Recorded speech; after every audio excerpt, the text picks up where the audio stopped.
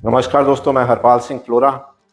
आपकी जैसे जानकारी में होगा कि 19th एशियन गेम्स होने वाले हैं अभी हांगझाओ में, चाइना में। और 23 सितंबर से 8 अक्टूबर तक ये गेम्स होंगे। और इनमें कुल 40 जो गेम्स हैं उसके टूर्नामेंट करवाए जाएंगे, एशियन चैंपियनशिप जो करवाई जाती है। और इसका जो ऑर्गेनाइज करता है, जो ऑर्गेनाइजर रहता है, वो ओसीए यानी कि ओलंपिक काउंसिल ऑफ एशिया है। वो इसको ऑर्गेनाइज करते हैं और होस्ट जो हैं वो अलग अलग कंट्रीज में होती हैं। 1951 से जैसे एशियन गेम्स जो हैं वो शुरुआत हुई थी। और अब 2000, ये जो अभी 19वें एशियन गेम्स हैं ये 2022 में होने थे, लेकिन कोविड के चलते हुए जो है ये डिले हुआ। और इसमें कुल 40 गेम जैसे मैंने बताया होने वाले हैं। लेकिन इसमें कितनी टीम इंडिया कितनी भेजेगी, पिछली बार की जितनी मेरी जानकारी है कुल 36 गेम्स में हमने टीम भेजी थी। लेकिन इस बार अभी कुछ क्लियर नहीं है इंडियन ओलंपिक की तरफ से कि कितनी गेम्स में हम टीम भेज रहे हैं।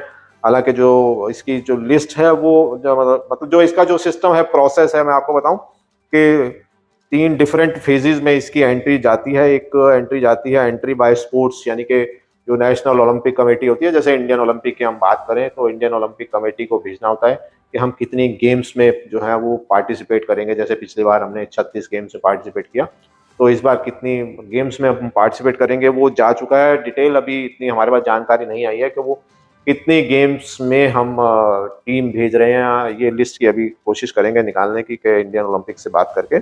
और एंट्री बाय नंबर होती है कि कौन कौन सी कैटेगरी में कितने लोग जाने वाले हैं, वो डिटेल सबमिट होती है। फिर होती है लास्ट जो होती है एंट्री बाय नेम। ये एंट्री बाय नेम की जो डेट है वो 15 जुलाई है लास्ट डेट।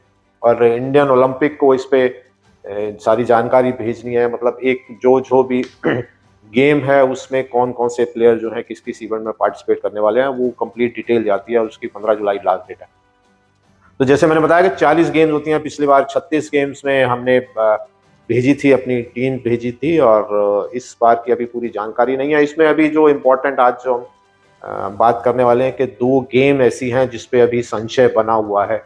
वो है ताइक्वांडो और कराटे। इन 2 गेम्स पर अभी भी कंफ्यूजन है। बच्चे जो हैं, प्लेयर्स जो हैं, कोचेस हैं, इवन फेडरेशन जो हैं वो भी कंफ्यूज हैं। और मैं अगर इससे थोड़ा सा और आगे बढ़ के बात करूं तो शायद अभी खेल मंत्रालय और इंडियन ओलंपिक भी इस पे कंफ्यूज है कि वो टीम भेजेंगे नहीं भेजेंगे।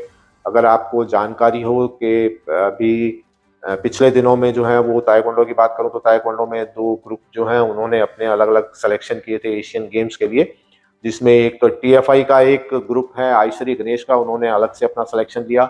और आईश्री गणेश के अलावा जो दूसरा जो है एक पैरेलल बॉडी है, वो है इंडिया ताइक्वांडो की, नामदेव जिसे रन करते हैं, उन्होंने अपना सिलेक्शन किया। और वो टीम की डिटेल जो है वो इंडियन ओलंपिक को सबमिट कर दी गई और मिनिस्ट्री को भी सबमिट कर दी गई।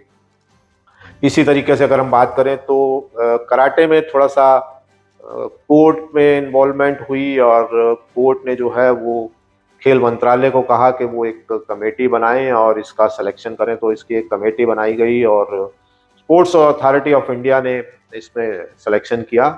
इंदिरा गांधी स्टेडियम में इसका सिलेक्शन रखा गया था। और इस पे बहुत ज़्यादा जो है वो ऑलरेडी डिस्प्यूट है, कराटे ताइक्वांडो दोनों पे ही हालांकि डिस्प्यूट है, उसकी भी जानकारी अभी आपको देते हैं।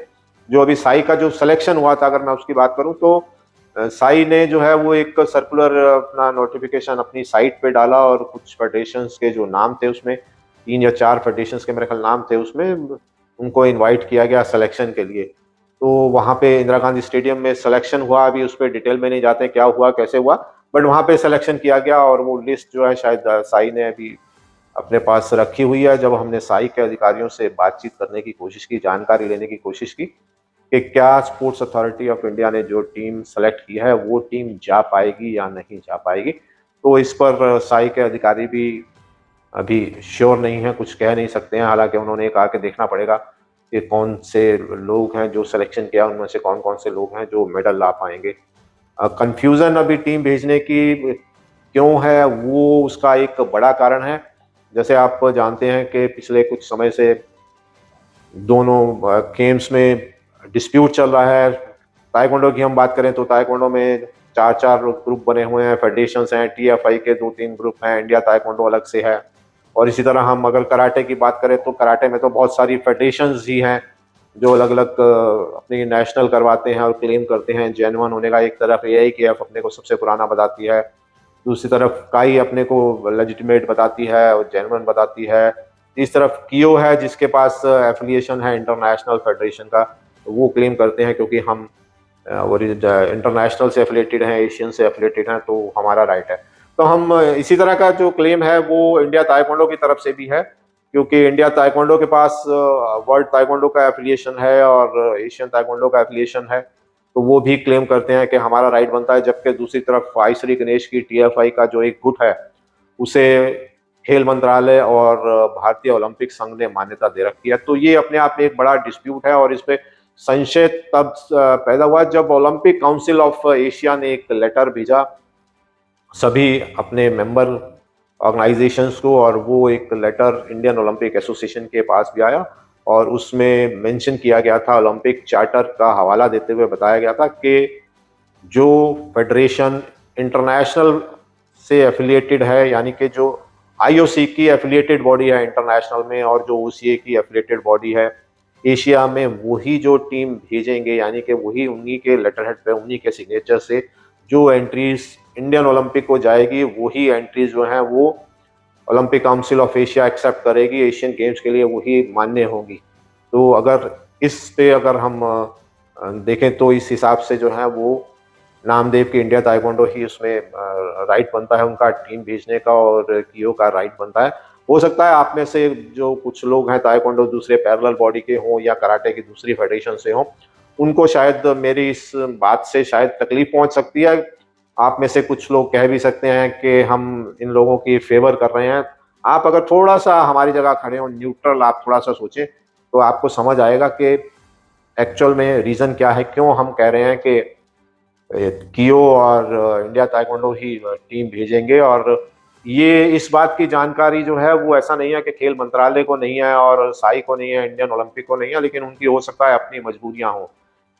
और क्योंकि जो ओलंपिक काउंसिल ऑफ एशिया है उनका बिल्कुल क्लियर इसमें मेंशन किया है, क्लियर लेटर भेजा है कि वही ऑथोराइज हैं। और हम आपको बताएं कि वर्ल्ड ताइक्वांडो और वर्ल्ड कराटे फेडरेशन इन दोनों ने भी इंडियन ओलंपिक एसोसिएशन और खेल मंत्रालय को लेटर भेजा है और अपना जो है वो विरोध जाहिर किया है।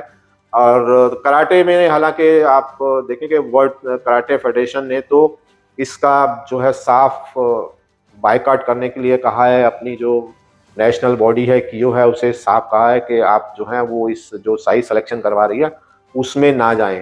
तो यदि ऐसा होता है और जो टीम अगर जाती है और इंटरनेशनल कराटे और ताइक्वांडो की जो बॉडीज़ हैं और एशियन बॉडीज़ हैं वो अपने स्टैंड पे स्टिक रहती हैं, जो कि पूरी संभावना है कि वो अपना शायद स्टैंड नहीं बदलेंगी, तो अगर वो स्टिक रहती हैं तो जो एंट्रीज TFI द्वारा इंडियन ओलंपिक को भेजी जाएगी और साई और खेल मंत्रालय ने जो नई लिस्ट बनाई अगर वो इंडियन ओलंपिक को भेजी जाती है और वही लिस्ट जो है वो 15 जुलाई तक इंडियन ओलंपिक अगर सबमिट कर देती है ओलंपिक काउंसिल ऑफ एशिया को, एशियन गेम्स के लिए वो टीम सबमिट कर देती हैं, तो संभावना ये है कि दोनों के दोनों टीम्स रिजेक्ट कर दी जाएंगी, क्योंकि लेटर में क्लियरली मेंशन है उस हिसाब से कियो और इंडिया ताइक्वांडो ही ये टीम भेज सकते हैं। तो उन लोगों को बहुत तकलीफ होगी जिनका ऑलरेडी सिलेक्शन हुआ है और वो जा नहीं पाएंगे। लेकिन इससे भी एक बड़ी बात जो है वो चिंता का जो विषय है, उससे जो भारतीय ओलंपिक संघ है और जो खेल मंत्रालय है उसकी किरकिरी होगी, क्योंकि अगर भारतीय ओलंपिक संघ खेल मंत्रालय कोई टीम सेलेक्ट करके भेजता है और वो रिजेक्ट कर दी जाती है तो वो देश के लिए जो है वो थोड़ा सा शर्मनाक बात है कि जब ओलंपिक चार्टर का हवाला देते हुए साफ तौर पे बताया गया था कि कौन सी टीम जाएगी, उसके बावजूद अगर हम गलत टीम अगर भेजते हैं तो आप समझ सकते हैं कि देश की किरकिरी होगी होगी। और जो इंडियन ओलंपिक कमेटी है उसका सेशन भी इस सितंबर में जो है वो बॉम्बे में होने जा रहा है, तो आप थोड़ा सा अंदाज़ा लगाएं कि अगर देश की और इंडियन ओलंपिक की इसमें किरकिरी होती है तो हमारे लिए अच्छा नहीं है। तो चलिए ये तो ठीक है, लेकिन इससे जो बच्चे जुड़े हुए हैं जिनका सिलेक्शन हुआ और वो बहुत उम्मीदें लगाए बैठे हैं और उनकी अगर एंट्री नहीं हो पाती है, नहीं जा पाते हैं, तो उनके मन पे क्या गुजरेगी, उनके पेरेंट्स पे क्या गुजरेगी, ये थोड़ा सा हमें जो है वो ध्यान रखना चाहिए। और मैंने बताया कि जो है वो खेल मंत्रालय के अधिकारी, इंडियन ओलंपिक जो हैं और जो साई के लोग हैं, वो खुद अभी श्योर नहीं है कि टीम भेज पाएंगे या नहीं भेज पाएंगे। जब हमने उनसे इस बारे में जानकारी मांगी तो उनका कहना ये था कि क्योंकि कोर्ट का ऑर्डर था और न्यायालय के आदेश पर जो है वो हमने सिलेक्शन किया है, वो हमारी जिम्मेदारी थी और वो हमने अपना सिलेक्शन करके और वो भेज दिया है। अब आगे क्या होगा कह नहीं सकते। तो आप समझ सकते हैं कि सभी लोग कन्फ्यूज़न में, सरकार कन्फ्यूज़न में, इंडियन ओलंपिक कन्फ्यूज़न में, स्पोर्ट्स अथॉरिटी कन्फ्यूज़न में, सारी फेडरेशंस, कोचेज़, बच्चे सब कन्फ्यूज़न में हैं। 15 जुलाई जो है वो लास्ट डेट है और तब तक जो है 15 जुलाई तक लिस्ट भेजनी है। कोशिश करेंगे जानकारी निकालने की कि कौन-कौन सी टीम की एंट्रीज़ भेजी गई हैं।